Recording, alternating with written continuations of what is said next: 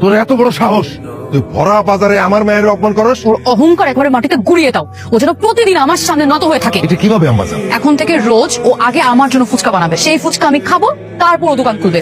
এটাই ওর শাস্তি। বুঝছস? ঠিক আছে। আইন ম্যাডাম, আইন আইন, আপনাকে কিন্তু অপেক্ষা করতেছিলাম। বন বন। আশেপাশে ভালো ওয়াশরুম আছে? আছে তো, খারাপ ব্যবস্থা করে দিতেছি। এটা দিয়ে আমি কি করবো? ওই যে জুটটা দেখতেছেন, একেবারে 5 স্টারের মতো, ওটার ভিতরে কামটা সারালাম। জান মজিদ, গাড়ি স্টার্ট দে। সত্যি করে বল, কালকে তুই আমার ফুচকা কি মিশাইছিলি? কিছু মিশা নেই, এই তো আপনার মাথা চেপে পেতেছি। সর, তুই আমার মাথায় হাত দিলি কেন? তুই আমার মাথায় হাত দিয়ে মিথ্যা কথা বললে আমি যদি মরে যাই? আরে তুই বলবি কি লেখা?